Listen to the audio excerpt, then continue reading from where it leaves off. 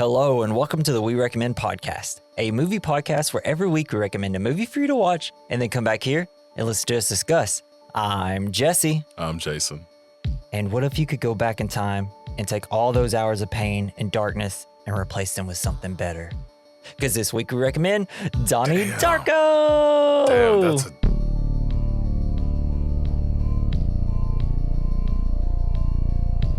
that's a dark sentiment. Yeah, it's also kind of the whole end of the movie. Jason, when was the first time you watched this movie and what'd you think? I don't remember the first time, but I remember maybe it was in college, I think. This movie blew my mind. And watching it now, it's for the first time in years, it still kicks so much ass. It really does. It's also way too relevant and it's upsetting. How so?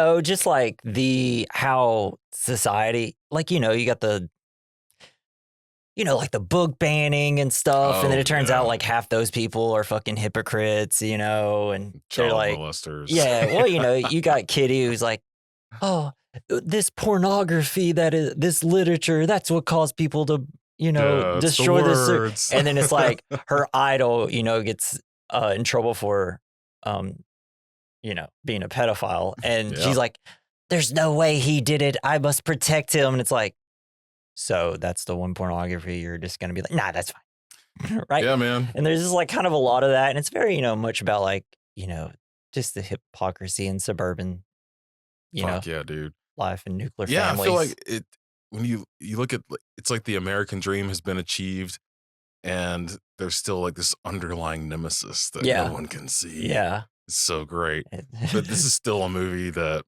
my jaw just drops. Yeah. Every time I see like Frank show up or like just. And it's just like so beautifully put together and and everything that kind of leads up to the final, Gresham getting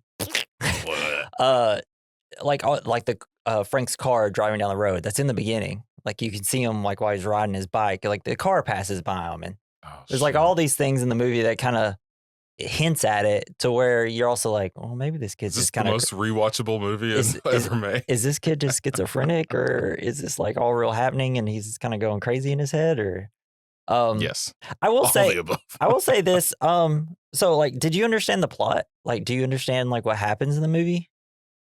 Sort of. I think after 10 plus watches over my lifetime, I've kind of almost figured it out. Oh, this is kind of the first time I watched it in a while. And I remember the first time I watched it, I was like, I don't even know what this fucking shit's about. I know. But then like I watched it this time, I was like, it kind of just tells you everything. It's a mystery, but then like by the time you get to the end, it should be like, yeah, time travel. He went back in time or he like a separate universe came up and then he was like, oh, this shit sucks. And then, has this like little power. And so he goes back in time. He's like, I'll just get crushed so everybody can be saved. And I was like, oh, that's actually way easier than I remember it being. It is. It takes a while, but if you watch the director's cut, it helps a lot. Yeah, I have the director's cut and I thought I put that one in, but then I actually put the theatrical cut because I had like both. And so I just watched it. I was like, oh, this is the same one I've always watched. So me and Nyla are going to go watch the director's cut. But I did look up that it just kind of puts more exposition, takes more of the mystery out and puts more of like, hey, this is what's happening. And right. Some people don't like that. So apparently like. Yeah, I mean, I like the mystery. And I think that's what makes it really good. Yeah. But I do enjoy going back to watch. Like I remember watching the director's cut a long time ago. Yeah. And it shows excerpts from the book. Like, yeah, that's it like really the big kind of thing. Explains like he's the living receiver and he has these powers and like it kind of explains like what happens a little bit. And I will say like a lot, like whenever I get to the point of the film, that's where I got a lot of information because I was like, how do I explain this? And I was like, what's in the director's cut? And then it was explaining the living receiver and like artifacts and shit like that. And I was like, and what was Frank called? Like the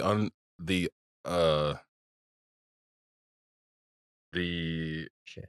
I know I have it somewhere. The something living, like the inconvenient living or something. Something like that. I can't remember. I actually don't have that down. Like he has to come back and help the living receiver and on his journey. Like, it's so fucking cool. And I like love it. Gretchen and them are called the manipulated stuff like that. Oh no, well, yeah, the manipulated living. Yeah. It's pretty. I know. It's just like, hell yeah, I like these words put together. I love these this are great. shit. And which kind of leads me to the next question. I was going to ask: is this the perfect film for teens and young adults? Fuck and yeah, man! Just I can't because wait. it's like a dark, brooding film about being in high school, it interjects an alternative to how you can look at the world. It shows you how fake the world can be, and it's like that's like high school and college shit right there. That's like perfect for us.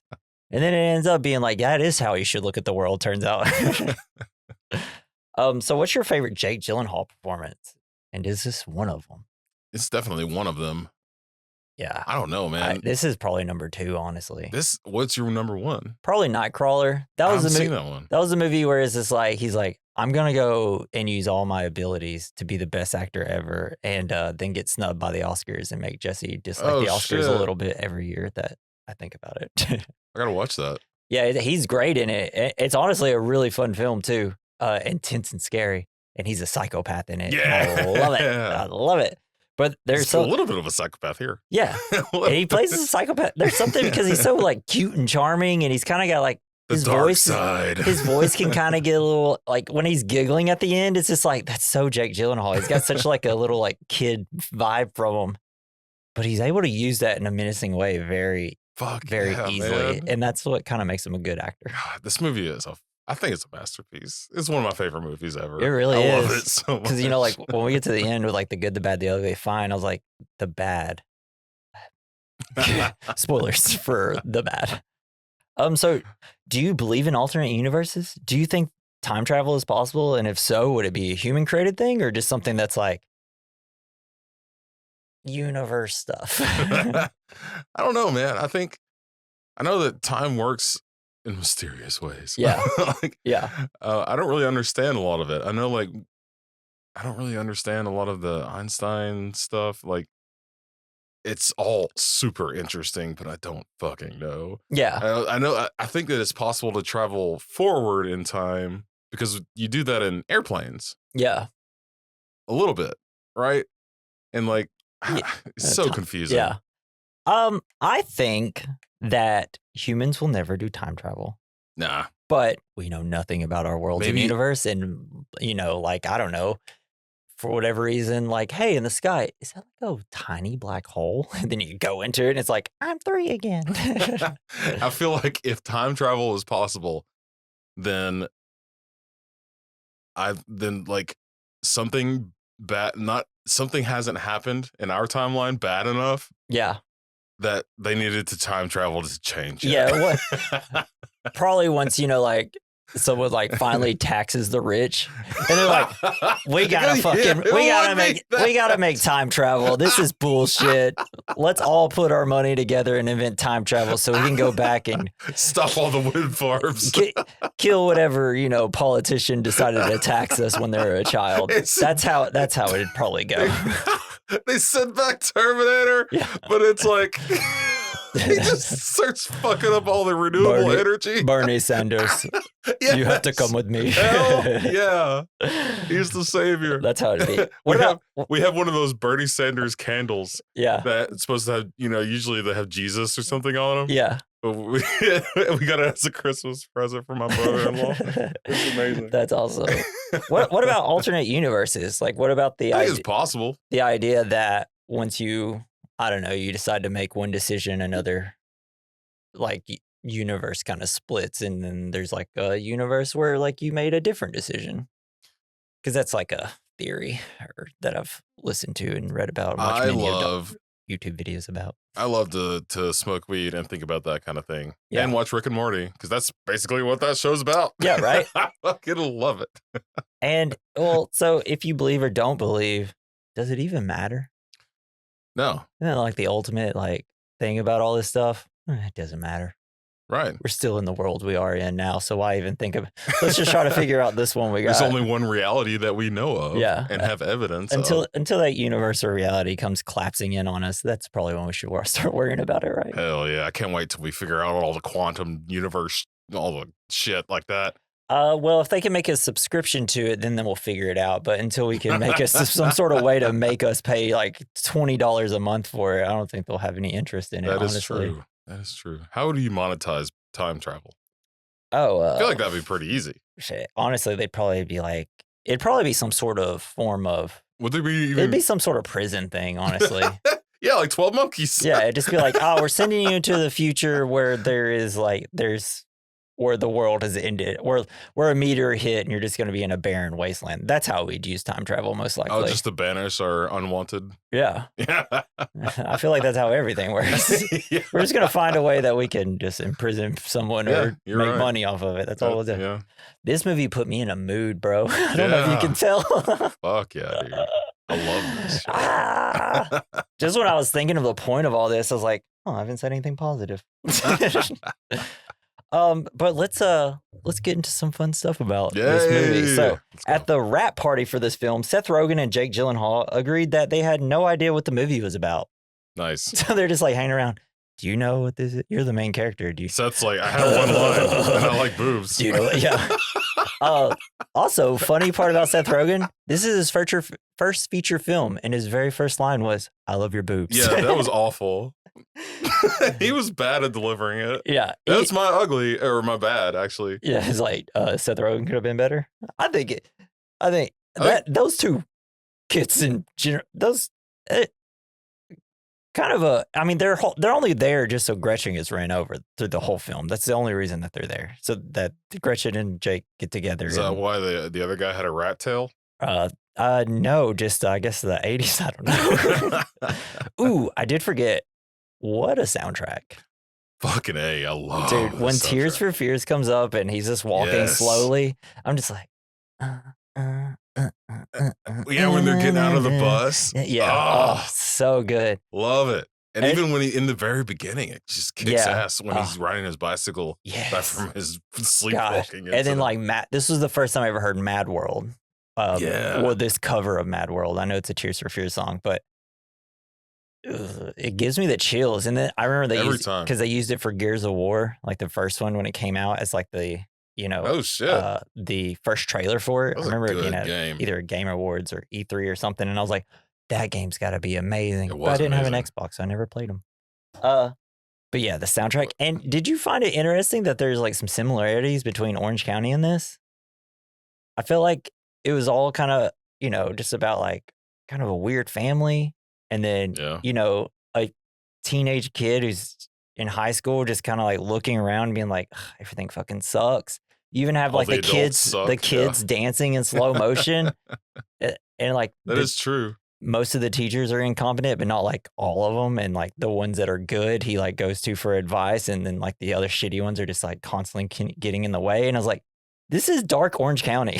Yeah, hell yeah. And I was like, that's really cool. That's really cool. It kind of adds a surreal quality to Orange County. Yeah. But also they used one of the songs in the soundtrack was used in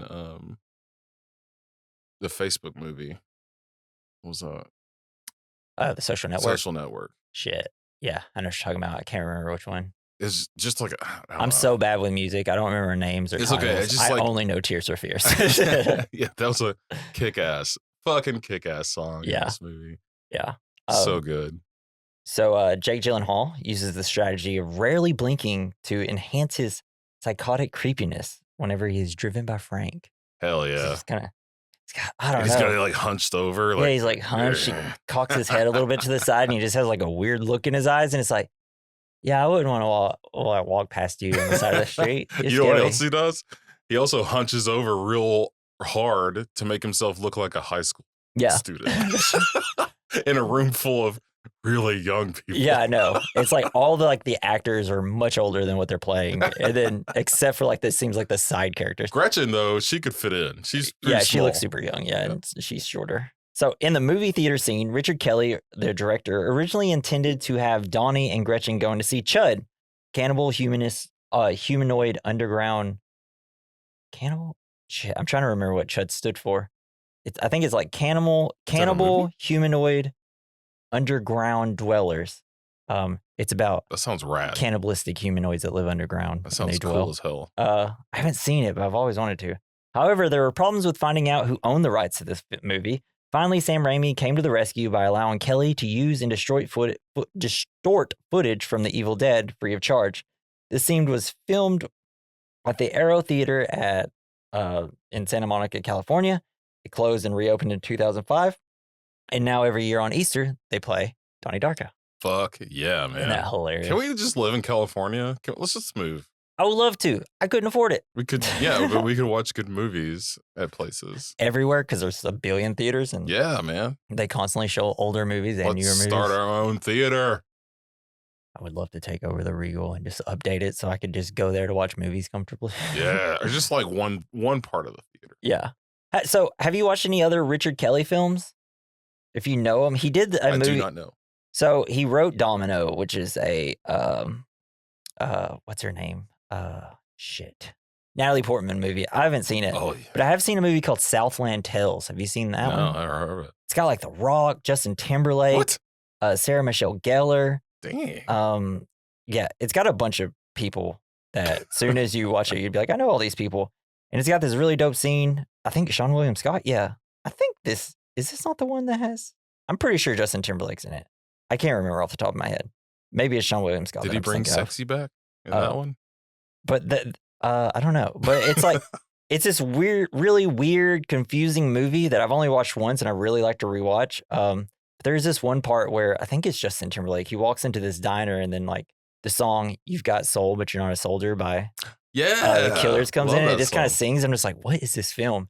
It's a really weird, esoteric movie and that was kind of like the last thing he really did. Well, he did a movie called The Box, which was also not very good. And it's just kind of sucked because he made this movie and he like directed one other movie and that was kind of it. And it's like, why? Well, like, yeah, Southland Tales in The Box. And The Box was like, hey, if you press this button in this box, it kills someone and you make money. And then it's just like about like, are they going to do just pressing it over and over and over and over. Bam, bam, bam, bam, bam. It's got Cameron Diaz in it and James Marsden. So it's like, I am kind of curious and I just haven't ever went to watch it, but I heard it was bad. Yeah, it just kind of sucks that he made kind of this masterpiece of a movie and it's just like, because his filmmaking is kind of, and his ideas are kind of so weird, people just don't, and I don't know, I guess it's just hard to put his ideas into a movie and it worked one time and just didn't work again. Yeah, man, it fucking worked. And he was so good, he even got the sways. Yeah. Fantastic cast. This cast rips. I mean, it's got Noah Wiley from ER and now The Pit. Every time Drew Barrymore, every time someone came up, I was like, I know that person. And you got the person that plays Kitty. She's always like, the crazy ass person. One of the best episodes of The Office is whenever they go to Michael's, whenever it's for the dinner date or the dinner party, where what's her name? Shit. At his house? Yeah, with her? It's that like classic one. Well, that's the actress that plays Dwight Schrute's date that night. Oh no! Who's also like was his babysitter, and I was like, I didn't remember that. Yeah, I was just like, oh snap, everybody's in this. Yeah, she's in. I got the cancer. Yeah, I got the cancer. She's so good. I know, she crushes it, and she's a great villain in this movie. Yeah, I just immediately hate her. So, writer and director Richard Kelly, came up with the idea for the future blobs while watching football. John Madden used to use a telestrator where he diagrammed a pause video to show where the players were about to go moments before letting the tape roll. Kelly watched this while high and started to think about what would happen hypothetically if someone upstairs was doing that to humans. Fittingly enough, Donnie first notices the future blobs while watching football. That's kind of cool. Yeah, it's pretty great. I'm just gonna kind of whip through some of these. These are really good. What if they added that feature to NFL? Yeah, that'd just be see great. all of these watery blobs coming out everywhere instead of like yellow lines with like circles. Would make football pretty bad. Like, well, I know where this play's going. So on the set of Charlie's Angels in 2000s, Drew Barrymore and Richard Kelly agreed that her production company, Flower Films, would produce this film for $4.5 million, and that Barrymore would play Miss Pomeroy. Kelly says that if Barrymore hadn't stepped in, the movie would have either gone straight to video or cable television via Stars. Also, Christopher Nolan championed the film after screening of the film so that new market executives would put it into theaters. He also suggested adding, when it goes like October 2nd, 1988, 28 days remaining. Hell yeah. He was the one that said, hey, add the blank days remaining. That's So cool. that was like his idea. And I was like, wow. Because Christopher Nolan just did Memento and he had like kind of like a little bit of pull in Hollywood and he was able to convince him to put it in theaters. Fuck yeah, man. Did you have inclinations to get the tattoo? Which one? The writing on his arm. Oh, no. I did a little bit.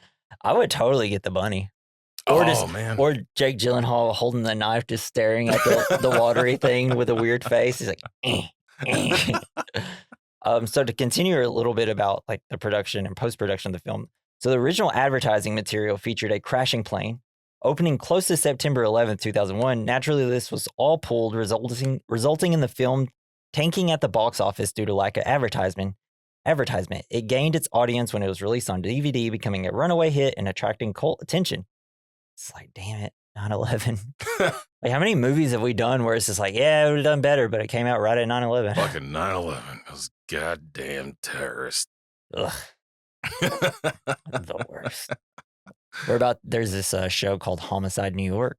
It's called Homicide. They did 2 seasons in Los Angeles, and now they've done it in New York, and like the next episode's about 9/11, and I'm like, am I ready to hurt again? It always makes me so emotional watching it. Yeah, I wrote a book about a child's journey through 9/11. Like his dad died in it. It was fucking tear jerking. Yeah, it's wild. It's like it's an event that like so many people make jokes about it now. It's just because like 9/11 joke. It's an easy joke. We do it on this podcast. It was like our whole Toy Story episode was 9/11 jokes. But then it's like as soon as like I watch something or, just kind of like listen to a podcast about it, I immediately I'm like, oh man, I feel super emotional now. I think about Zero Dark 30. It kind of starts and there's like it opens with a bunch of phone calls during the 9/11 attacks, like calling from inside those buildings. And it just like immediately puts you in like, we have to fucking get these guys. And it's just hell yeah. I haven't seen that. You never really think that like, nah, I'm not that like super patriotic, but then I'm like, do something on our fucking soil and see what you get. Now I understand Toby Keith's booting your ass off. It's funny. So the song that plays as Donnie is riding his bike home in theatrical version is The Killing Moon by Echo and the Bunnymen. So now we know what it is. As Gretchen waits for the school bus, a Volkswagen Rabbit quickly passes in front of her. When Elizabeth is sleeping on the recliner, there is a stuffed rabbit next to her. As Donnie reaches for the car keys, there is a Polaroid picture of him and his sister in a Halloween costume on the desk. Donnie is dressed as a rabbit. When Donnie is talking to his sister after his mom leaves near the end of a jack-o'-lantern, Bunny is seen on the table. Frank the rabbit often appears near a water source, sprinklers, water main, faucets. In which in the director's cut, they kind of talk about like metal and water. Yeah, like you need metal to travel through time. Yeah. And something with water. The living whatever has the power to like create like fire and water. Yeah, something like that. And has like increased strength. Man, I'm really bummed I didn't watch the director's cut for this. Oh, I'm so bummed. I'm so sorry, everybody. Maybe me and Natalie are gonna watch it. Maybe me and her will come back on and I'll be like, the director's cut! I'm gonna yell at you. So according to Kelly, the man in the red jumpsuit was a part of the FAA. They were so confused by the crash that they sent agents to watch the family. The weird woman riding during the dance performance was someone from Star Search. Oh, damn. So that's kind of like just 2 little pieces of the puzzle. Was watching them while they kissed? Yeah, and he's like a red jumpsuit, throws a cigarette. Yeah, apparently that was supposed to be a guy from the FAA. What's the FAA? Flight America Associates. I don't know. But they're the people that control like time travel. Well, no, they're just like in like planes, when plane crashes and stuff happen, they're like, FAA. Yes, our time traveling plane. We heard a lot about them last year. We haven't heard much about them since then, so we kind of got confused. But yeah, I was like, because I was always wondering, I was like, why is this guy in the red jumpsuit like always in the background? What is this guy? And then I read this note and I was like, it's the man in black. Is this someone? It's just like the airplane companies were like, what happened? We gotta figure out who knocked down this plane. And so this will be my last one. So I just kind of want to explain this just because I don't know if it's a very popular term in films. So near the end of the film, when Donnie is being held down with a knife to his throat by Seth Devlin, As Frank speeds down the road, Seth asks him if he called the cops. Donnie responds by saying Deus Ex Machina, which means God out of the machine, and usually refers to a plot device in a story that solves a seemingly unsolvable problem or situation. In this scene, Donnie is referring to the fact that he cannot change what is happening in the current timeline, which leads to Gretchen's death, but he now understands how to travel through time and change the outcome by sacrificing himself. Time travel is the Deus Ex Machina, which resolves the seemingly unsolvable situation. Cool. So, like anytime that there's your main character is like, well, he's definitely going to fucking die. There's no way out of it. And then all of a sudden, birds, Lord of the Rings. Yeah. What are we going to do? Oh, hey, here's just some birds. Now I'm out of here. That's probably one of the most popular examples of it. But yeah, that's what it means. Anytime that you watch a movie and it's like, oh, there's no hope, but then all of a sudden it's just like a miracle happens and they're all saved, which is very annoying actually in films because especially in big blockbuster films like superhero movies, they always have shit like this, right? Yeah. And it's just like, well, then what was the point of anything? It's just like, all right, plot armor, cool. But it's fun like in movies like this where they're just like, hey. You really don't know what the fuck is happening. Yeah. And it really works because it's just like, it's like part of the plot. Yeah, so I guess that's it. Fun fact, Grandma Death looks like a fancy chicken. Ooh, she does, doesn't she? That checks the I wonder, is she in it more in the director's cut? I've never seen it. I don't remember. Because she really doesn't do anything in this movie except whisper once and then check her mail. Yeah, she's so cool though. God, she's so mysterious. And it is kind of her fault that Gretchen dies a little bit. I mean, well, it's the whole situation that is the fault. But does she die? In fact. Well, I mean, in the movie, no. Well, she does in that alternate universe. So we are going to get into the plot of Donnie Darko. This movie has people have opinions and thoughts about it. And if you are one of those people and want to tell me what the point of the movie is, especially after you hear what I think the point of the movie is, which there's like 3 to 4 that I've written down, you can leave us some fan mail. There's a link in the description. You can leave us comments on YouTube. At the bottom of our description is a email. It's called werecommendmailbag@gmail.com. If you say stuff to us, we say it on the podcast. And you can get your 5 minutes of fame through us where 150 people might listen to it. Yeah. Until we get really big and then there'll be like 1 billion people listening. So we want to know what the point of the movie is. So you should tell us.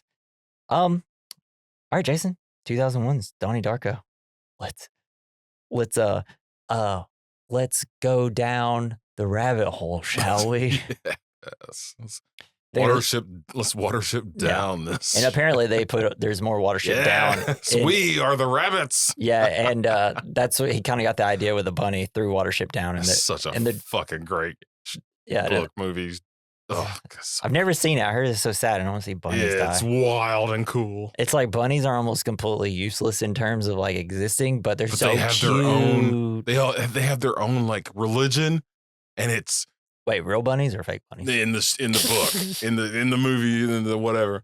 God, it's so good. Anyway. Yeah, I need to watch it. It's on Criterion. I thought about getting it once. You should. I was just like, will I ever watch it after being stabbed in the heart once? Smoke a joint once? and watch that shit. Hell it's so crazy. And even if I don't, man. I'll still do that first part. Donnie Darko, 2001, let's go. So the film starts with Donnie waking up in the middle of the street next to his bike. He rides his bike home. We see his older sister get leaf blown by her dad, his little sister jumping on a trampoline, and the mother reading It. Hell yeah. I love this family. Which, I feel like the idea of reading It is there's like a cosmic being out in space. Yes! It's a turtle flying around and they kind of talk to it. Like the universe farting turtle? Yeah, farting. And then we cut to dinner time where they talk about Dukakis. And a lot of politics. And the sister played by Jake Gyllenhaal's actual sister. I love how cool Maggie Gyllenhaal. This dinner, I love how cool they are at this dinner table. Yeah, the dad is just like, I don't give a fuck. He's like, he gives his opinion, but he doesn't like chastise anybody for their opinions, and like it's just something I've never experienced. Wouldn't it be nice? Wouldn't it be cool? Like, this is what I think, and not say you're wrong. Be like, because we're probably both wrong either way. Yeah. Right? We learn that Donnie goes to therapy. Donnie and Elizabeth fight and cuss a lot in front of everybody. How exactly do I suck a fuck? How does one exactly suck a fuck? And we learn that Donnie stopped taking his meds, and the little sister, what's a fuck ass? The dad just starts laughing. I fucking love it. Yeah. Which leads me to believe that this is not a Christian private school they're going to. No, it definitely isn't. But I think it is a private school. So it seems like a private school because they have uniforms, but it's not a Christian school because there is a point where the professor's like, we're talking about God. I can't talk about this anymore. Yeah. I can't talk to you. But yeah, and you can kind of tell that this is not a very like nuclear family, right? I mean, they on the outside they look like it, but inside their house they're like saying fuck ass and not getting grounded and things like that. Yeah, calls his mom a bitch, and she's just like, "You called me a bitch." She's like, "Yeah, but you're not." Maybe they're just understanding. Yeah, I mean, they could probably be a little bit better parents, just a little bit, but yeah, their kid disappears every night. Yeah, and there's like, yeah, like, where does he go? We're not just gonna like make sure maybe we should wait up and see what he does. Maybe we should sleep in the same room as our son or something for a little bit. But his mother asks where he goes at night, but is very aggressive, tells her to get away, and then calls her a bitch. His father kind of plays it off as a joke. He's like, "Yeah, but you're fine ass bitch." Yeah, hell yeah, he's still got it. Yeah, the father is pretty great. It just seems like a fun little family if they just didn't, weren't going to have like a plane fall on them or, yeah, that sucks. Just kind of, you never know and what's their gonna son happen. being schizophrenic. Life's like a box of chocolates. Yeah, you never know what you're going to get, right? So, on October 2nd, 1988, Donnie Darko, a troubled teenager living in suburban Virginia, is awakened and led outside by a figure in a monstrous rabbit Wait, they live in Virginia? costume. Yeah, it's Virginia. It's actually where Richard Kelly's from. Oh, okay. Who introduces himself as Frank and tells him the world will end in 28 days, God, I fucking love 6 hours, 42 minutes, and 12 seconds. I get chills every time I see this movie. The moment there's a Frank scene, you hear that dark, like that. Oh. Yeah. Like that. Oh, I got chills right now thinking about it. I got goose pimples. It, like, even outside of the soundtrack, just like the score of the film is very, I don't know, it's creepy. It feels like you're constantly in danger. But then there's sometimes where it's like, boop, doo, doo, boop, yeah, it's super like, fun and funny. Shit, I was going to say something. I also just love when people just throw numbers in a movie or show. It's like Lost. They give you the numbers, and it's immediately like, what does this mean? What does it mean? And this, of course, it adds a ticking clock, so it's just like slowly building up. And every time it shows a date, it's like, what's gonna happen? Let's get there already. I did. It's great. I was kind of like, I was kind of wondering, watching it this time, for some reason, like, what is the number on his arm change? No, it doesn't. No, it doesn't count down. Yeah. It's like that Justin Timberlake movie In Time, where it's like, yeah, he's just always got like a wet rag and a red marker, just changing it. It's like, I'm just not going to do seconds and minutes. I'm just going to do hours at this point. So annoying. It's the same night. That night, Elizabeth returns home from a night out. And then suddenly we hear a large crash and see this house shake. What could have happened? And at dawn, Donnie returns home. He was found sleeping on a golf course and had the time coordinates written on his arm. Also, one of the people that were there when he's being woken up was Jim Cunningham, played by Patrick Swayze, a totally normal, cool, chill guy. Won't be a weirdo. To find a jet engine has crashed into his bedroom. Boy, if I had a nickel. He was like, when he found him, he's like, has he been molested yet? Oh, it's like, dang it. All right. Well, I'm going to come back here earlier next time. Well, yeah, I'm going and by myself. I only golf on this golf course by myself now. This is where children sleep. Can you give us some privacy? Okay. Fun jokes. His older sister, Elizabeth, informs him that the FAA investigators led by Bob Garland do not know where it came from, as the matching serial number on the engine got burned and is unreadable. The family is shifted to a hotel till the house is fixed. So they go to the hotel, and then Donnie's father is kind of having this conversation with his mom where he's kind of brings up this childhood friend they had, and Donnie's father worries that that Donnie may be doomed, like the high school friend of his. It's like, because his friend like died in a crash, and he's like, it's like he was doomed from the start. He's like, I hope that's not Donnie. Yeah, but he dodged his bullet. And it's like, Donnie is. He's doomed. He's doomed. Nothing gets in no universe will he be not doomed. Oh, it sucks for him. Yeah. So Donnie is now a celebrity at school. At the bus stop, we meet some of Donnie's friends who are mean. We meet Charita. Shut up. Oh man, I felt so bad for Trina all the time. I love how she says "shut up" though. Shut up. Shut up. Shut up. Oh man. Then we head to school with some tears or fears. We see teachers and kids hanging out. A kid does coke in the middle of high school. Yeah. We see little kids doing a choreographed dance. Orange County much? Then we stop in Drew Barrymore's class. Heck yeah. And then we do the slick my hair back. We do the classic coming in onto a classroom and they're just discussing this like off the wall, like book or something that perfectly explains the movie. So they are discussing a short story called The Destructors, where some kids destroy a 200-year-old house that survived the Blitz. Donnie says that they wanted to destroy the house as a form of creation. Like the German Blitz? Yeah. Okay. Yeah. They want to tear the world apart to change things. Then Gretchen walks in, which, tear the world apart to change things. Like, oh, is that going to come into play later?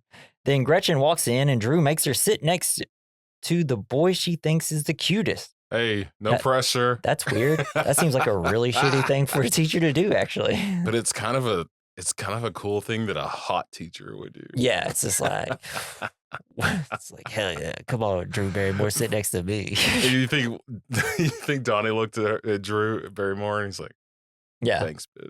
I actually kind of forgot that her character gets fired. I think her character's name's Karen. I kept calling her Drew for most of my notes. Because I put like, she sits down next to Donnie. Duh, he's Jake Gyllenhaal. Oh. And then I put, the teacher should be fired. And I was like, oh. And then towards the end of the movie, I was like, oh yeah, she gets fired at the end. I was like, what? She got fired for the wrong reasons. Right? Though it kind of is like a good way to be like, hey, sit next to the cutest boy. And it's like, well, you got someone that's going to talk to you a little bit now. Dang. Just hope he's not a fucking weirdo. I know, it was so funny. Turns out he is. Yeah, it was so funny. She's like, as soon as she picks Donnie, she tells the other girl, like, all right, get up. Yeah, move. You also look like you're 5 years younger than everybody in this classroom. Yeah. But then when she's in the dance troupe, she looks 5 years older than everybody in the dance troupe. It's weird. I know. But yeah, and we can also blame Gretchen for all, or not Gretchen, but we can blame Karen for all this, Drew Barrymore, because if she just said, hey, sit on the other side of the classroom, none of this probably happened. Well, but the mom would still died. But I feel Gretchen would have been ran over. But I think that's the whole point, that fate is predetermined. Yeah, that is true. That is something we'll get to a little bit later. All these weird things have to happen for the living whatever to like brain starting to I know it's leaking a little bit. I got smoke coming out. I can't wait till we get to the Kenneth, the part where he talks to his professor, because professor's like, well, you're contradicting yourself, because if you see the path, then you can just divert it. So we'll get there soon. So on the way to therapy, Donnie and his dad almost hit an old lady standing in the middle of the road. She likes to check her mail. She whispers something to Donnie, and we don't know what she says yet. He's so kind to her. Mm-hmm. Yeah, I love that. I mean, everybody should be kind to to a our lady Sparrow. that seems like they have dementia or something. Yeah, man. She looks like a fancy chicken. And also, don't rag on her for checking the mail. Shoot. Yeah, man. She's waiting for your letter, Donnie. That's probably the biggest part of her day is checking the mail. Yeah. She just does her favorite part all day. Yeah. If only I could be that happy. So let's just go ahead. I'll just go ahead and ask this question. Is she there because she knows that yes, Donnie needs this situation to happen so he'd go back in time and save people? I think she knows something. Yeah. God, I wish I watched the director's She wrote cut. the book about the future. She wrote the book on this movie. She wrote the book that became a movie. So Donnie tells his therapist about Frank, who he says is telling him that the world is going to end. But Donnie thinks that's stupid. No, I don't believe it. That's crazy. In class, they are watching a weird video about controlling fear hosted by Patrick Swayze or Jim Cunningham. Did you guys ever have to watch movies like this? No.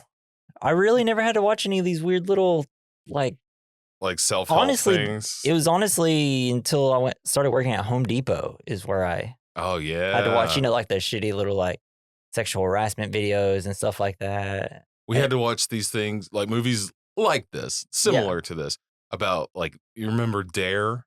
Do you guys ever go through You know, DARE I've had to training? watch a DARE thing. I just don't remember any of it. I But I had remember DARE, all of them. Yeah. They're so crazy. But yeah, that's what it reminds a me of. program that never worked at all. We And even whenever, had Rough McGruff come to our school. ooh, fancy. Remember him? Yeah. Take a bite out of crime? Take a bite out of crime. And half of y'all in this classroom will be bitten by crime. Yes. I always hated like the sexual harassment videos for like jobs and stuff. They're so poorly made that it's just like, you guys got to make better quality content if you're going to try to make people actually listen to what you're saying Yeah. and taking it serious. It's always a classic thing where it's like, this is so bad. It's like everybody just makes fun of that type of stuff. And it's just like, make better things for billion-dollar companies. God, it's so weird. So Donnie has a dream where he sees hallways of a school flooded. That was wild, man. That was Yeah. so surreal. It's like MC Escher. I know. I had to pause it. I was like, oh, that's a school. Okay. I didn't know what the fuck it was. Yeah. And so on October 6th, 1988, 24 days remaining, Principal Cole has no option but to close down the school till it dries up. An axe was found embedded in the bronze sculpture of the mongrel Fucking on rad school as hell. grounds with "They made me do it" written at the bottom of the sculpture. We see Donnie walking home with a smirk on his face. And we also saw Yeah. like little visions of him at the school hitting In the something up. water main. And I was like, it'd take probably a little bit more than an axe, I feel like, but I don't know. I think one of the funniest lines though was by the girl who's like, "School's canceled. It was flooded. The boys' locker room was flooded, and there was feces Feces everywhere." everywhere, yes. What's feces? What's that? Baby mice. Oh. It's like, they just come up with that on the day. Like, what a weird line to write in the script. But I love that "they made me do it" the way that it's written. Later on, when we see Frank and he wrote like, "Frank was here, went out to get more beer." Same handwriting. Oh So shit. it's like Frank wrote it. God damn, Frank. God dang it. So Gretchen is getting rape vibes from Seth Rogen and Cocaine Boy Oh yeah. because they're like, "Hey, you're hot. I love your boobs." It's Beavis and Butthead. And it's just like, thank God Donnie showed up. Yeah. But then what happens when Donnie doesn't show up in the alternate timeline? Dang. We'll never know. So she asked Donnie to walk her home. Gretchen Ross, who was recently moved into the town with her mother under a new identity to escape her violent stepfather who stabbed her mother. She had to change their names. Donnie tells her that he was in jail for burning an abandoned house down, but he is getting better. "I'm glad school was canceled today." "Why?" "Because me and you would have never had this conversation." She says, "You're weird." "I'm sorry." It's like, no, that's a compliment. And then he asks if you want to go with her. Yeah. She says yes. Have you ever? This is where I had the weird music where it's like, "Woo-de-doo-de-doo." And I was like, what? Yeah.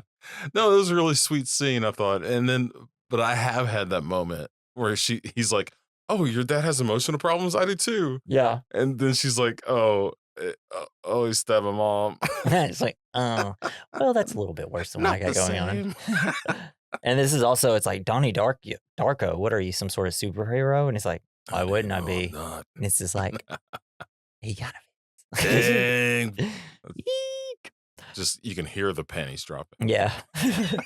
Well, not back then because, we didn't have as many superhero movies in 1988. I don't even think we had the first Batman yet. We just had Superman and then like some off the wall ones. So back at therapy, Donnie gets hypnotized while under he talks about Gretchen. The therapy goes off the rails and he just Yeah. keeps talking about fucking girls and starts potentially masturbating, but she wakes him up while his hands are in his pants. Yikes. Yeah, she had to. This She is didn't want to. One but of she had two to. situations where he's like, what the fuck is this therapist doing to me? Right? Because first it's the hand in he wakes up with his hand in his pants. Is like, what are you making me do? And like that's the type of look he gets. And Yeah. she's just like, You and then silly boy. the next time, like he wakes up hugging her, and it's just like, huh? And I'm like, what is this little plot, Yeah. side plot with this therapist? I feel It's like it's because it never fully goes anywhere, and he's never like, hey, my therapist might be molesting me, mom. Don't know if you know this. Ooh, a lot of molesting talk in this episode. Kind of forget that it's like a big part of this whole movie. So in class, kids are asked to write. They made me do it on a chalkboard. When Donnie writes, they put a question mark next to his name. It's also sweating bullets. Yeah. The whole time. And he doesn't even, his writing doesn't even really look the same. Like his No. T's is completely different. Plus, yeah, it was done with a spray can in giant letters. Like, what and, did they? Like, obviously, the principal's putting that there just because he knows that he's kind of a weird kid, and kind of goes back to like the nuclear family thing that I was talking about, and how it's kind of going against that, and like weird people, if you're considered weird in like the nuclear family era, they kind of shun you a little bit and kind of point fingers at you all the time. Yeah. So while peeing, Coke Boy thinks Donnie told on him for flooding the school and puts a switchblade to his neck. Hell yeah. And that's just a little part of the movie that's out of nowhere. So Donnie's only the second most psychotic person at this school. Jeez. It's like, why is no one ever pointing out this guy for everything? He did cocaine in the middle of the school. It's obvious. He's got the haircut. Yeah. And the mustache. Come on. So Donnie and friends are shooting BBs. They talk about needing a Smurfette. I fucking love this scene. And it's like, it's so good. Donnie gets upset talking about Smurfette gangbangs because they're like, look, it doesn't make any sense. They don't have sex with Smurfette. They're asexual. And you know what sucks about it? Why are they asexuals? What's the point of living without sex? And I'm just like, where does this tie into the movie at all? Teen boys. They see Mrs. Death in the middle of the road and almost getting ran over by Miss Kitty. And she's still checking her mail every like 5 minutes. That was a little funny with the voiceover when she's going back to check it. Yeah. Somebody ought to write that. It's so mean, but also kind of nice. Yeah, right. Maybe you should write her, yeah, sir. Somebody just put a letter in that damn mailbox, please. Man. Just one time. It wouldn't hurt you. Maybe she'd stop. Stamps are like 27 cents at this time. I don't know. Yeah. So at a PTA meeting, gym teacher Kitty blames the flooding on the influence of the short story The Destructors, assigned by the English teacher Karen. She says that in the story of a bunch of kids destroyed an elderly couple's house by destroying the water main from the inside and flooding it, exactly similar to what happened in the school. She calls it pornography. Donnie's mom speaks out against Kitty, causing a friction between them. Hell yeah. This Kitty's like, this is a PTA meeting, not a book banning committee. Like, what are we doing here? You got people in the audience. Yeah, boo. And it's like, okay, guys, let's go down. So, foreshadow much. Yeah. During the PTA meeting, Donnie is visited by Frank. Donnie tries to touch Frank, but there is a barrier blocking him. Yeah. This is like Donnie's at home while this PTA meeting is happening. Yeah. Keeps touching them. Frank just like does it back. And he's like, God damn. Every scene like this, I love it so much. It's so creepy. So good. The mask is so good. When he touches the mirror and it like shimmer. Like, it's very water-like, right? It kind of goes back to the metal and water thing. God damn, I love it. And then his younger sister just breaks the magic. Yeah, by coming in. And he's like, huh? Yeah. And so Frank. I wasn't masturbating. Yeah. And Frank says he can do anything that he wants. And so can Donnie. He asks why he made him flood the school. Frank says they are in great danger. Then Frank asks if he believes in time travel. And then is interrupted in the sister. It's like, Frank, when she exits, can you come back and just tell me a little bit more? Why are you so vague? Frank, where'd you go, man? Bitch ass vague, Frank. Such a flake. Yeah. It's like, if you're in my head, can you just can I not conjure you at this point? So Kitty begins teaching attitudes lessons taken from motivational speaker Jim Cunningham. Videos of Jim's lesson are shown to students during gym class. I love that little kid. He's like, I'm not afraid anymore. And he's like so intense. Yeah. I used to pee the bed, but now I'm not scared of peeing the bed. And that's the same kid that comes back later in the whenever Jim Cunningham's in the school and like some kids ask questions, he's obviously a plant. And it's also the same kid that gets smacked on the butt by Jim Cunningham. I saw that. That was weird. So this kid. He hugs him and smacks him on the butt. Yeah. And so do with that information what you will about this little kid. Poor guy. I used to have a Michael Jackson themed keyboard with a music book. Well, I mean, that makes sense. Everybody had Michael Jackson stuff. Yeah. He's the biggest pop star in the world. And he never did anything weird. So, Kitty. He definitely did have a sex dungeon. There's no weird things. He's perfectly fine. He had no mental issues. There was no allegations or anything. So, video of Jim's lessons are shown to students during gym class. Donnie rebels against these motivational lessons and tells her to shove the assignments up her behind her ass. I fucking love that shit. And she's like, her line delivery is great. And apparently, the way she said it was so funny, Richard Kelly had to leave the set just because he kept laughing during the scene.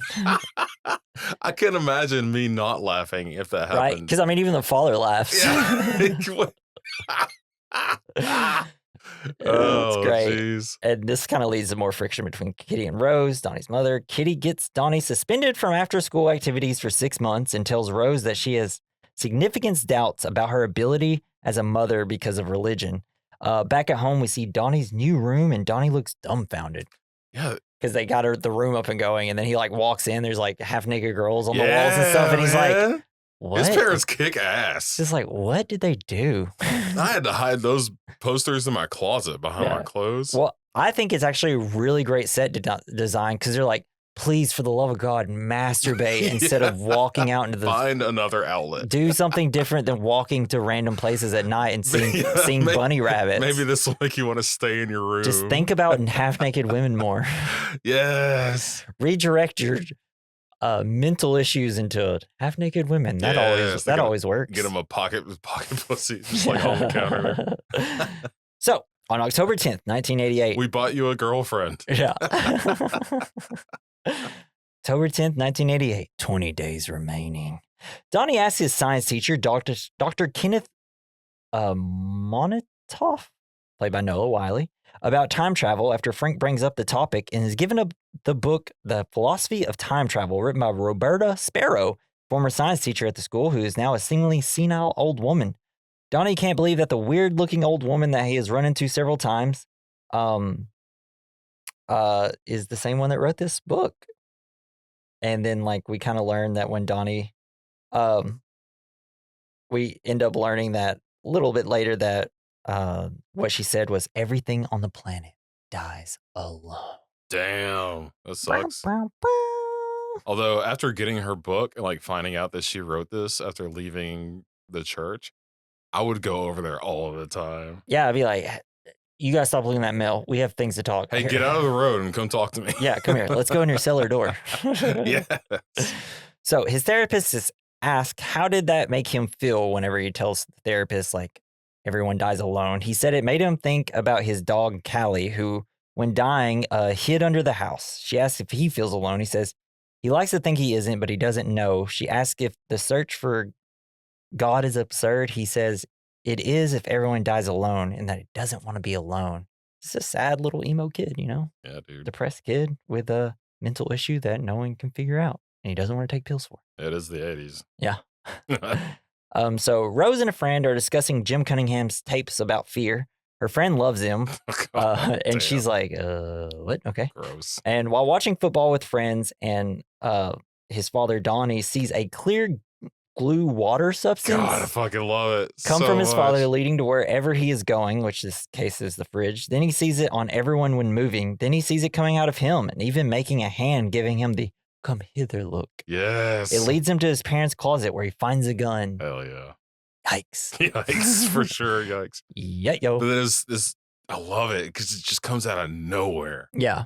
And yeah, it's just one of those jaw drop moments you're like, for me. All right, what's the next weird? We're talking about time travel. What's the next weird thing we're going to see? And then it's like, really didn't have goo substances coming out of people leading them to where they're going as the next thing I thought was going to happen in the movie. And that's just... Especially when you think of time travel, you always think of going to a different time and space, not, hey, you can see something that's leading you to where your future is. You don't really think about that when you think about time travel, and this is interesting. It is so cool and different from anything you've ever seen, and like every time I see it, I'm just amazed at how I feel when I see it. It doesn't matter because I'm just waiting in between the times that he sees these like fucking crazy shit. Yeah. It's just and I like whenever it's at the party. That's like one of my favorite ones where he's kind of like kneeling down and like sees Gretchen's little portal and then like he sees stuff inside it and it's like, whoa, it's trippy. Yes. So now it is October 18th, 1988. 12 days remaining. Him and Gretchen are walking and talking. Donnie wants to kiss her, but she stops him. She wants to wait for a time when it would be beautiful and not having a fat man watching them. And like a good Chad, he agrees. Yeah.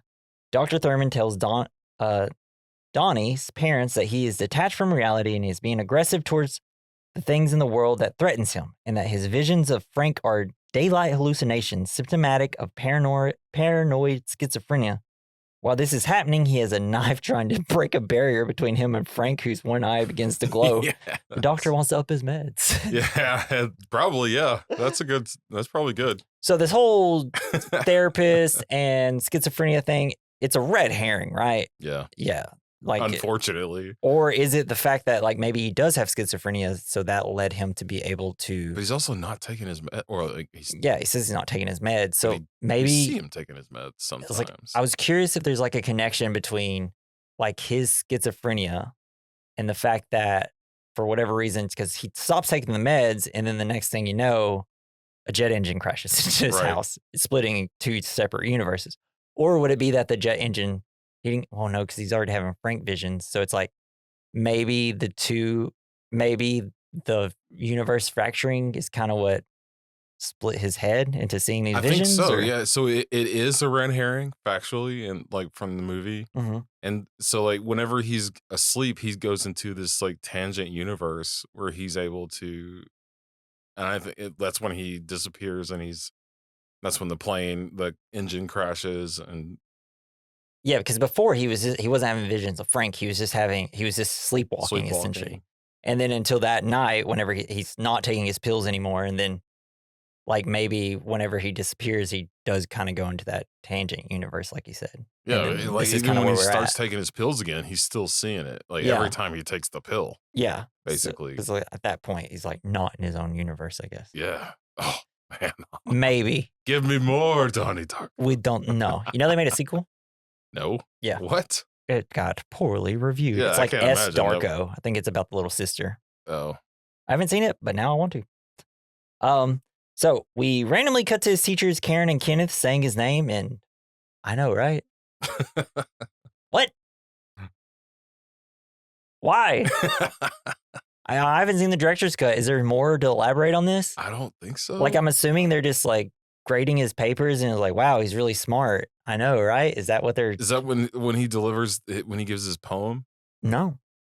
Because like you have the scene where he's stabbing Frank, and then... Well, I think they all kind of realize that he is kind of at the center of everything. And he's kind of like a dark genius, I guess. Like, yeah, because it's the only thing I can think of, because his teachers it just literally cuts to them, Karen and Kenneth just sitting there. He's grading papers and he's like, Donnie Darko? And she's, I know, right? And then it cuts and it's like, okay. They're like, this guy's deep. This guy really thinks. It's like maybe they can't believe that he's at the center of all this because he's so smart. Yeah. And that maybe they're kind of realizing that something out of the ordinary is going on. Yeah. And it's really hit. Yeah, I was also kind of thinking maybe there's something in the papers that's like, oh, he's the one that flooded the school. And he's like, I know, right? I don't know. It's just kind of a weird spot. And I think like every time I watch this, I'm always like, huh? But anyways, so Donnie disrupts a speech being given by Jim Cunningham about drugs, alcohol, and premarital sex, and his story about Frank. Donnie starts insulting him in front of the student body and tells kids that wanted advice and came up a little later to speak into the microphone. Like he gives them advice about real truths. Like there's one about like how this one girl wants her sister to lose weight. And he's like, well, she should exercise and do this, not listen to some fear programmer thing. One kid's like getting bullied. He's like, take karate or something. And then ends up calling Jim the fucking Antichrist. Yeah, hell yeah. Turns out he's right. Yeah. And I saw a video where they're talking about how this kind of references the Bible. This movie has very heavy Christian themes. Specifically about like Antichrist kind of stuff. Mm-hmm. And I was like, that is really interesting. Well, yeah, I got it at my point, but I think like Donnie's the Christ figure. He is. Well, yeah, because in the director's cut, they have him dying with a like basically a crucifix like jutting through his body at the end. I have to watch this director's cut, and I gotta watch it soon. What the hell? Don't tell me anymore now. Okay, sorry. Okay. Wow. I really nailed the point of the movie a little later with something. Wow. I feel really good about myself. Hell yeah. Didn't even need the director's cut. Let's get to it, baby. So we cut to Donnie yelling about Jim to Gretchen. It's like just a classic movie where A woman's just sitting down, listen to a man yell about things. She gets him to calm down and tells Gretchen that things he is reading is similar to what he is seeing. Donnie talks to his teacher about the clear paths he's seeing. He brings up that by seeing your path, it's a form of time travel. Professor Kenneth says that he is contradicting himself because if he can see his path, then he has the opportunity to go a different way. Donnie brings up the fact that if you're following God's channel, then you can't. And Kenneth can't continue the conversation because he brought up religion. Yeah. And Donnie's like, okay. I feel like this is a really pivotal point of like his decision to follow God's the path. path. Yeah, he's going that direction. He's like, I can't stop it. Even though I see it, I can't do anything to stop it. And he realizes his fate. Well, I think a part of him thinks, because he's the hero in his own story. There's a line somewhere in the film that kind of says something like that. And so he thinks by following this path, maybe that's what's going to save people, because Frank's constantly like, they're all in great danger. So he's like headstrong into the situation. It's very classic, like hero's journey type of situation. Yeah, for real. And like in the director's cut, again, there's in the book, it shows excerpts of the book. It says that when an object from another timeline enters yours, you only have a few weeks, which 28 days. 28 days, yeah. Until a rift will occur in your timeline, which will destroy both timelines. Yeah. So the world is at stake. And I think he realizes that. Yeah, and that's why we kind of see like a little black tornado thing later. Also, this movie is a great Halloween movie. Yeah. And I'm really bummed we didn't do this in October. Could just done a bunch of trippy movies for October, which we still can. So, while walking one day in front of Jim Cunningham's house, he finds his wallet. Frank comes in and says, now you know where he lives. Damn. And then he just kind of he just kind of giggles a little bit. He's like, get him. I'm going to burn this place down. Yes. He tells his therapist about the water orbs and how they lead him to his parents' room, but he doesn't tell him about the gun. It was a dildo. Yeah, I found this really weird. That was something really upsetting. It's like the Euro Trip. Do you remember the movie Euro Trip? Did you ever watch Vaguely, it? Yeah. It's like he goes to like, they're in Germany and he goes to this like dominatrix thing and they have like a dildo on a drill. Yeah. Walks into his parents' room, finds that. It's like, hell yeah, mom and dad. It just says like, getting it. Dad's drill, so he knows it's for him. It's like, oh, okay. Well, that's why Dad's in a good mood all the time. So then we get a scene where they want to show babies nice images as babies. That's fucking weird. Even though I'm sure that they're planning on doing something like that. I love that. Tech bros. They're just like, yeah, it's like, while you're young, you don't really remember anything, so might as well show them pictures of like nice things. Might as well watch TV all the time. Yeah. And I can't remember what the teacher said, but the teacher's like, it's like, she's like, limit your screen time. Yeah. Well, it's something just like maybe like the baby kind of needs these real connections. Did you ever think about that connections? Sleep is a natural part of growth, like of development? Yeah. Yeah. And then Cocaine Boy brings up the fact that Gretchen's mom got stabbed by her dad, and then Donnie and Gretchen run outside and they kiss for the first time. Oh, that's sweet. Yeah. So it's that little scene. Later, the two go watch Evil Dead, baby. Hell yeah. Gretchen falls asleep, and then Frank shows up, and Donnie smirks. Why do you wear that stupid bunny suit? Yeah. Why do you wear your stupid man suit? Yes. Oh, got his ass. Donnie tells him to take it off, and he does, and it's just some guy missing an eye. It's like, huh. It's like that. One of my favorite quotes from a filmmaker, I'm blanking on his name. He's one of the writers of Lost. What is his name? Damon Lindelof. Have you seen Lost at all? Yeah, I've seen it. Did you see the beginning of season 2? Yeah. The hatch, when they go into the hatch. Yeah. Spoilers for Lost season 2. He just spoiled it. So he said like his Damon Lindelof said like the best thing that it can be, like if there's a mystery and it's like, ooh, what's in this? What is this? It's always the best if it's just a regular person. Yeah. And not something crazy, right? Just a guy watching the numbers. So whenever it comes to Frank and it's just like, it's just some guy. What the hell does this mean? And it just kind of like really like pumps you up a little bit more. Hell yeah, it did. He So just has to enter the numbers randomly when the alarm goes off. Yeah, it's great. Oh, Ugh. Why? Not the best, Why? not the best season, but it's still pretty good. So he says, he asks Frank's like, why are you Frank? And he says, Frank is the name of his father and his father before him. He asks Frank when it's going to stop, and he says, should already know that. Then Frank shows him a vision of a portal on the theater screen. It shows Jim's house, and Frank says, burn it to the ground. Yes. Donnie walks outside with a smirk.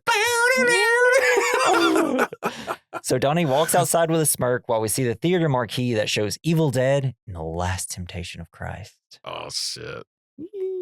That was like the biggest thing where I was like, oh, Donnie Darko's Jesus. I get it. Donnie Darko's Jesus. I understand now. So we then cut to a talent show where Tarita is dancing and people yell that she sucks, even though I thought she did a good job. Yeah, it reminds me of that scene from The Big Lebowski with his landlord was dancing. Oh, yeah. What a good scene. What a good movie. We should just redo that one. Well, we should. We just need to redo it. We're better at podcasting Yeah, now. I feel. Then Jim introduces some young kids to dance who bring down the house. People love it. The lady in there is like, oh, this is the greatest goddamn thing I've ever seen in my life. While Tarita sits lonely outside next to the school statue. Hopefully she Poor doesn't Tarita. die alone. Goddamn Tarita. Then Donnie burns down Cunningham's house on the instructions from Frank and then returns to the theater to mac on Gretchen, who slept through the whole movie. And at the point that he was at in the movie, he had 1 hour to do all this. Nice. So when police find evidence of child pornography, a child pornography ring, essentially, like distributing and everything. Yeah, I think they said they call it a kitty dungeon. Yeah. In the house's remains, Cunningham is elected president. Oh, I mean arrested. Arrested, my bad. Got me. Slip of the tongue. Got me there. One of those Freudian slips. It was in my notes. I completely butchered it. Butchered it. No, you delivered it pretty well. It was like, as soon as I said it, I was like, damn it, messed it up. Right. So, October 24th, 1988. 6 days remaining. Dun, dun, dun. Karen is being told that her methods of teaching aren't appropriate. Like, what exactly about my methods aren't appropriate? Being hot? The principal's like, I don't want to discuss this. And it's like, oh, he's got no answer. No, she seems like a really good teacher. He doesn't give any reasons why. She says we are losing the kids to apathy and prescribed nonsense. She goes outside and screams. Tarita sees this. Tarita's like... She hears everything. Yeah. She's always around. Yeah. It's just like, no wonder she's probably a recluse. Like, every time I see someone, something crazy happens. We hear the dance troupe is performing for Ed McMahon for Star Search. The principal and Kitty find out about Jim. Because this is like this whole thing after she gets fired, Karen. She's walking through, like slow, sad music and stuff. And then she's like, what the hell? These kids are going to Star Search all of a sudden? Why? It's a random talent show. And then, like, Jim gets like... they show the newspaper of Jim and they're like, oh, and it's just like, you're going to fucking fire me. And you let Kitty bring a pedophile into the building and she gets to keep her job. Yep. Bullshit. Fucking bullshit. She sucks. Yeah. So fuck you, Kitty. Kitty tells Rose that Cunningham is being set up. Sounds familiar. She is the leader of the dance troupe. And because she wants to defend Cunningham, she can't go. That's weird. She has to raise money for her favorite pedophile. She won't go protect these kids while they go somewhere. And instead wants to go and protect a potential pedophile instead. It's like... Amazing. Wow. Amazing. Hypocrite. So she agreed. Rose is like, yeah, okay, I'll fucking do it, I guess. And she's going to be leaving Donnie and Elizabeth alone. She tells Donnie and oh, your sister's going to take you to therapy and stuff. And then Donnie's like, how does it feel to live with a wacko for a kid? And she's like, it feels wonderful. Oh, it's just like, oh, that's so sweet. Then we see Donnie has written something for Sparrow to put in her mailbox that we'll learn a little bit later about. Man, that's amazing. So, do you like me? Check yes or no. Check yes or no. So the next day he is talking to Karen. He asks about cellar door. Apparently cellar door is the most beautiful. It's the most beautiful phrase. She walks out after being fired for teaching her kids too much subversive literature and things not on like the curriculum that I guess the state makes you learn. She walks out with an American flag in her box. I wonder if Hell that's yeah. trying to say something. America. I don't know. Feel like there's some symbolism there. I think I put it in the point, but it's just like, we don't want to teach our kids anything more than just like the basics. We don't want them to actually You don't want them think to outside the box and things like that, think because for themselves. they might get like Crazy. ideas. Yeah, whoa. They might brighten their mind, have different ideals than the ideals you want them to have. I feel like in that way that Donnie Darko was their star pupil in every way. Yeah. Yeah. And he was the most fucked up. I mean, that's why like Karen like really talks to her, and like Kenneth, and now that scene where they're like Donnie Darko, and then they're like, oh, okay, well, I figured out that He's scene like, now. we got one. We did one. We did one. Oh, he's schizophrenic? Damn it. We always get the schizophrenic one. It still counts. Marks it on their chalkboard. Yeah. So Donnie bumps into Tarita, who he says one day everything will be better for her. She runs away. Cha-cha! And he sees a book with his name on it. Seems like she wrote his like name on a book because he has a crush on her. On him, yeah. Aww. So during his hypnotherapy session, Donnie confesses his crime to Dr. Thurman and says that Frank will soon kill someone. He then sees Frank. He says the sky is going to open up. And then he kind of cries and starts hugging her, and then she claps, and he's like, huh? Why are you hugging me? And it's like, hey, lady, you got to stop waking him up during these scenes. You should have like moved his, just like, all right, go sit back on the couch. Yeah. Then I'll wake you up so it doesn't seem weird. It is the whole power of suggestion thing. You could just be like, I suggest you sit down for a second. Yeah, exactly. Maybe she just really wanted him to know that he was hugging her. Yeah, it's like, see what you've done here. This is your fault. She's got a wedding ring on. Yeah. I'm married, Donnie, okay? We're married now. Yeah. I don't make the rules. Yeah.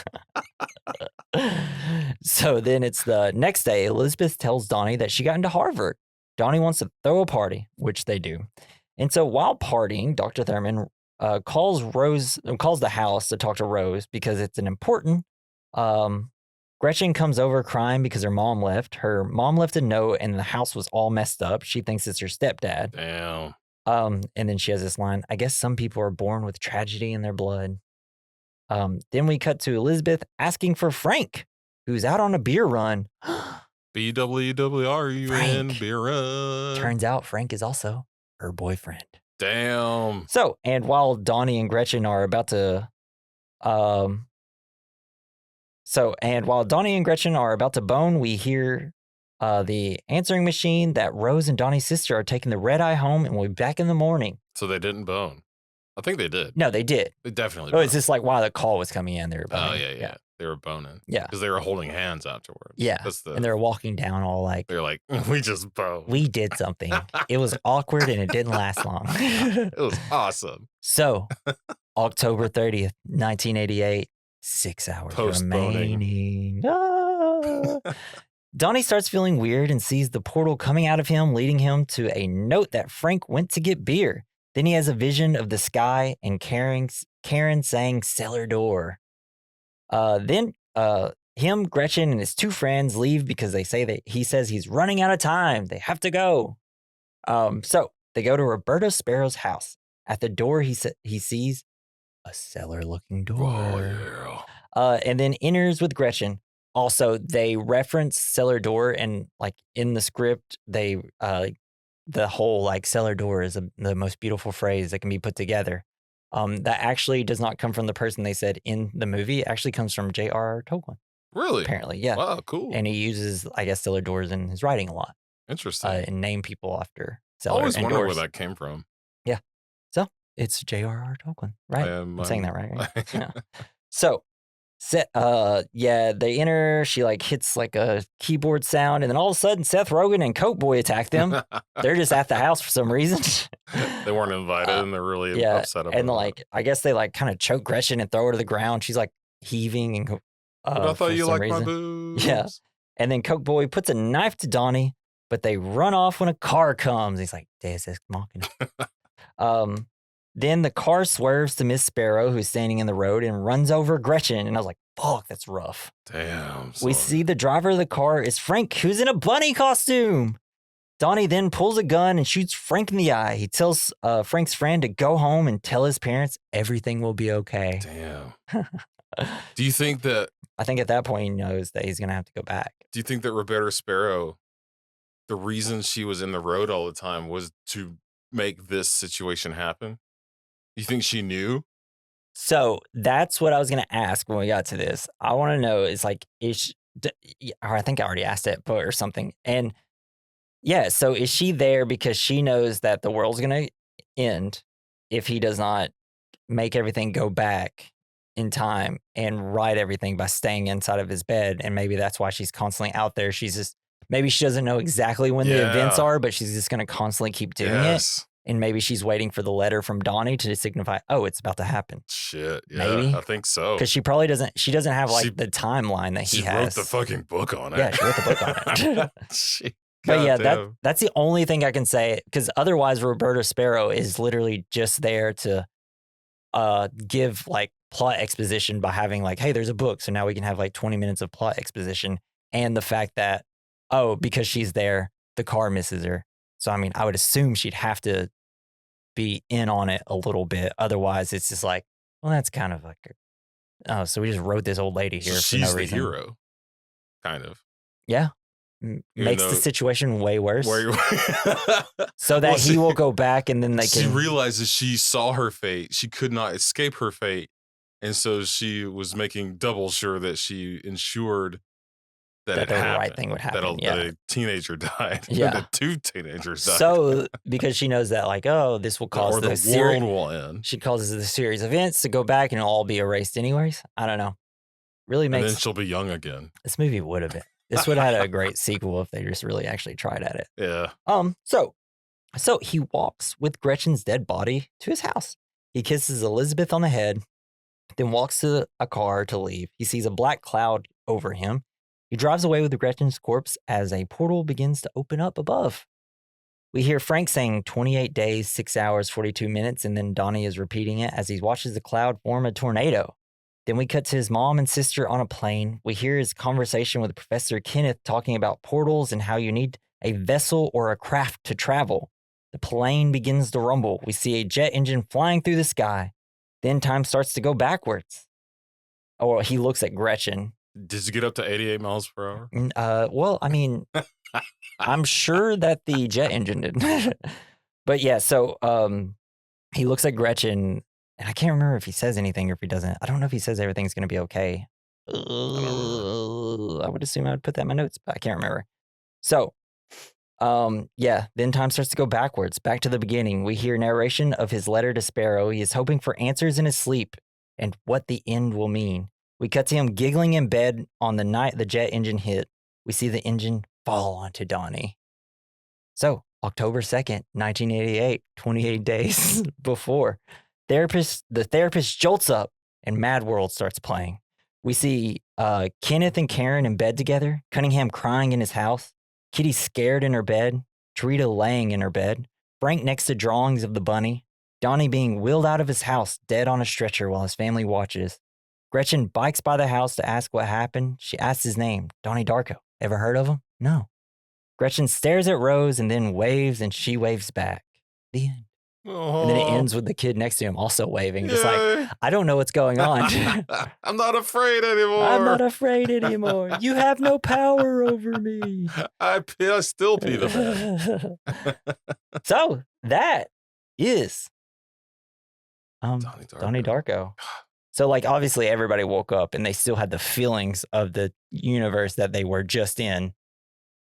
But it's kind of like deja vu. Because they're all feeling strange. I think that was like the point of the therapist jolting awake, being like, huh? What? And then like everybody kind of crying.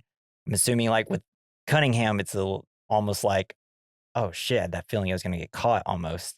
And like probably feeling like a shitty person because he is. Better go molest some kids. Kenneth and Karen, I don't know. I didn't know they were together and it's nice to see that they're together. Yeah. But he kind of like rolls over in a weird way.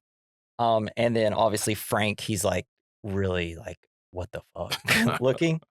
Treadle's kind of laying in bed looking a little sad. And then, so I'm assuming that they kind of like feel like the reverberations of the universe coming back together. That's crazy. So So fucking I guess I'm just cool. going to this is how I pieced it together. So the tangent universe, on October 2nd, 1988, a parallel universe splits off from the primary universe. It is unstable and will collapse after roughly 28 days, taking the main universe with it. The artifact, the jet engine that crashes into Donnie's room, is the artifact, an object from the future that triggers the split. Donnie, the living receiver, Donnie is chosen to return the artifact to the primary universe. He is given powers like, being able to see futures paths and maybe even like making time go backwards. And start fires and bring water. Yeah. And strength. Yeah, exactly. The manipulated. Everyone around Donnie, family, friends, teachers, are manipulated living who unconsciously push him towards his final task, the choice. Donnie realizes that if he survives, the world will end, his girlfriend Gretchen will die, and his mother will die. Sacrificed. To save everyone, Donnie uses his power to send the jet engine through a wormhole back to October 2nd in the primary universe. The loop. Donnie stays in bed, accepting his death. The tangent universe vanishes, and the events of 28 days are remembered only as lingering feelings or dreamlike deja vu for other characters. Seem about right? Yeah. Yeah. That's exactly what up. It took me forever to figure that out. Yeah. And there's probably like, I didn't really know how to like discuss like schizophrenia in the movie and like potentially the mental illness because I just don't know much about it. And like, I don't feel like 5 seconds of looking up, theories about schizophrenia and stuff like that would have been any useful. And I wouldn't talk about it right, probably. So I didn't talk about it, but there's definitely is like a schizophrenia and sci-fi type mix thing here. And I just don't know how it all fits. But we gave our theories a little earlier, so yeah, I think. I mean, it's that was just like the rationalization of what it would be. Yeah. Because they couldn't understand, they didn't know that it could possibly be time travel. Yeah. And that I feel like, have you ever heard the idea that if you showed like people in the ancient times like a cell phone, it would just be wizard, magic? Yeah, they'd be Any like, kind of future technology is like magic yeah, to people like that don't understand yeah. it. If you showed them a tire, they'd be like, "What?" God damn, I love that shit. Put 4 of them on the Yeah, put 4 on it. That thing got a Hemi. bigger the better. Yeah. So I'll kind of go into the point. I really just have like just 2 what I think like the movie's saying outside of just like what is like the plot, like kind of that's Yeah. or how the movie is coming It's together. a Instead of explaining it, this is what like I feel like the subcontext and stuff like that is saying. So I think it's also kind of about a nuclear family. If you are weird, you are looked down on, kind of like Donnie, Tarita, and Karen. Instead of accepting them, people want to either disregard them, fire, or try to fix them. And it's also kind of about how hypocritical society can be when it comes to politics and social norms. Kitty thinks she is morally right and wants to ban books, labeling it as pornography, and wants it banned. And champions Cunningham, but when she figures out he is a pedo, she refuses to believe it, even though she should be against him. Very similar to our country now. Republicans, our own state, try to ban books for the fear of intellectualism, or whatever how you would say it. If making us morally corrupt, and then champion and turn away when our president is in the Epstein files more than anyone else. Right? Yeah. Burn it down. Burn it all down. It's like, I don't know. I just kind of saw I was like, shit. I mean, I see this every day. We talk to people every day that kind of have these exact same beliefs, right? Yeah, we should ban things that, like race theory and things like that. It's like, oh, we don't want our kids to learn about things. They should just be like, I don't know. It's like, we just need to learn the same things we've always learned so we can never progress. So with all the religious talk, I believe that Donnie is obviously the Christ figure, like in the Bible before like Jesus's before like the crucifixion of Jesus, he's shown the future of the world, the reasoning for his death. So humanity is forgiven. It's kind of like Donnie who sees that the world's going to end. So he's like, I got to sacrifice myself. So the pedophile can live. Yeah. Well, it's like he also saves his sister and his mother, Gretchen. True. Yeah. And then it's like, I don't know. Hopefully Cunningham is figured out. It's one of those situations where hopefully the deja vu and like the made him feel shitty enough to turn himself in type of thing. That is where it kind of gets a little like muddy. It's like, oh man, the pedophile still gets to be a pedophile. Yeah. Don't worry, he dies of prostate cancer. Well, Yeah. that's a real actor, and it's really sad. Don't talk about that. Sorry, Sways. But yeah, do you got anything else to add into it? Yeah, I mean, I think the point is very simple. It's like, if you knew the future, would you trade everything that you love to save it? Yeah. Yeah. Would you That's sacrifice crazy. yourself, right? Would you do it? That's just like, whoa. Would you sacrifice your first time Dang. having sex to make sure the girl you first time I had mean, sex with lived? you've already done it, so I mean, I guess it's not really a sacrifice. Yeah. Yeah. So- I do want to say the creepiest thing in this movie is when we cut back to Jake Gyllenhaal and he's doing his like childish laugh. Like when he's sitting on his bed, it's like, for sure. He's like, I can't wait to die. yeah, it's like, oh, man. and it's like, but like how would you react in those if you knew exactly what was going to happen to you, and you just I mean, I guess nothing at you that could do point about you're it? also kind of driven a little crazy just from like the chain of events you just witnessed, and now it's Yeah. just like, I can't believe this is happening to me. Right. Time to die. It's Bye. like, why the fuck Yeah. is this my life? Yeah, pretty Yeah. crazy. That's nuts. So, Fucking love it. yeah, and if you guys have any other points of the movie, just send us through the fan mail. Link in the description. Email at the bottom. We recommend mailbag. We're gonna hit up our next category: the good, the bad, the ugly, the fine. It's where we discuss the good of the film, something we liked; the bad, something we didn't like; the ugly, something that didn't age well; the fine, something that did age well; the good, Jakey Jake, baby, and mind-bending cinema. Yeah, Always good. mind-bending cinema is incredible. He kicks so much ass from being like weird kid to like kind of happy, and then some fucking psychotic. Yeah. sometimes. And what I really like about it is that it's small, right? It's just Yeah. about some kids in high school. It's like, because there's a lot of, it's like there's a lot of like Christopher Nolan loves doing this shit, right? All his cinema is kind of mind bending at this point. Mhm. I mean, Interstellar, Inception, Memento, It's all very grandiose. Tenet, and it's like all big actiony type things, and it's like it's just kind of nice to see something on a smaller scale, kind of like Coherence, where it's just like, oh shit, it's not like 2.5 hours long, so you can watch it and then just immediately put it on. I remember being at a party in college and they just had this movie on loop. What? Yeah, it was great. That's cool. I It's was a watching- 2-hour movie. Yeah, it was like, yeah, I was like, well, isn't it? I watched it twice that night That's amazing. because everyone was drinking and stuff, and I didn't really drink, and I didn't really know that many people there, so I was like, oh, we're gonna watch it again? Okay. Hell yeah. Then I left. Like, yeah, I got the movie. Yeah. So, what do you got for the bad? I got nothing. Yeah, not really bad. I guess Seth Rogen. It's like, It's honestly, I don't think he's that bad in it, but it is kind of jarring to see him in such a small role. And now that he's a big I star, know, maybe that's what it was. I think that's probably what it It's is. such a weird line. Because you almost kind I of like your boobs. I like your boobs. Like, what? That is such a high school thing to say. I guess. Well, I think they're obviously psychopaths. So. They're fucking crazy. Yeah, I could see that though. I mean, both those boys, I was like, what is your deals? Why are you everywhere? I know, but like somehow Seth Rogen was the creepier one. Yeah. With that one line. Yeah. Like, what? That's why Gretchen's like, walk me home. Yeah, get me out of here. Donnie's like, that guy put a knife to my neck. I don't think I'm gonna be able to protect you. So the ugly, how nothing has really changed since 1988. We still man. argue and debate the same shit. Yeah. Wah. When the movie was made in Wah. 2001, Wah. but based in 1988. Yeah. And just kind of going off the banned books, pedophiles everywhere. Just Yeah, they had a lot of foresight. kind of really never ends. What do you got for your ugly? Man, I don't know. There's nothing really that didn't age well for this movie because I love so much of this movie. Yeah. Yeah, I mean, everything aged well, except for society. soundtrack Our kicks own ass. society. Yeah. Yeah, our society Yeah. is the ugly No, part. the movie Society just nailed it. Air travel, It just- I guess. Right. Why is it all so relevant? Wormholes just open it up everywhere, taking out your engine planes. Yeah. Fuck that shit. I'm never flying again. I hate wormholes. They're always in the way.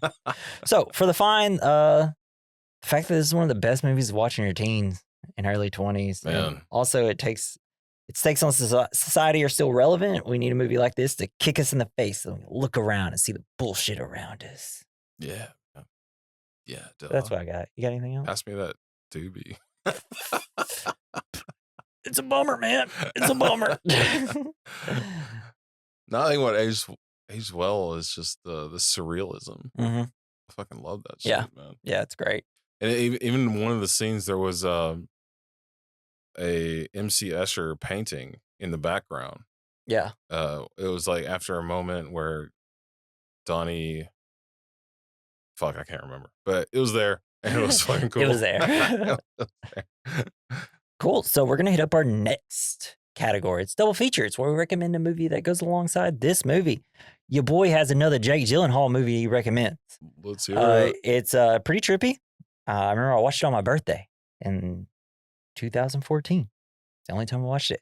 So it's a mild-mannered college professor investigates the life of an actor who looks exactly like him. It's directed by Denis Villeneuve, and it was like done in between Prisoners and Sicario when it released. And it's kind of just a movie about, so yeah, he finds a twin and they're like, like separated at birth? You know, like switch it up. And like Parent Trap. Yeah, but it's like weirder. There's also a giant spider.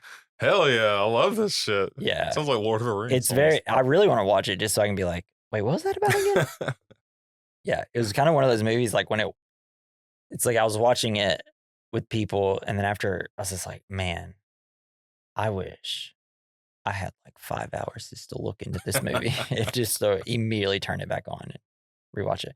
But yeah, so Denis Villeneuve, if you don't like it, it at least looks good and it's well done made. But I think it goes great with Donnie Darko because of Jakey Jake.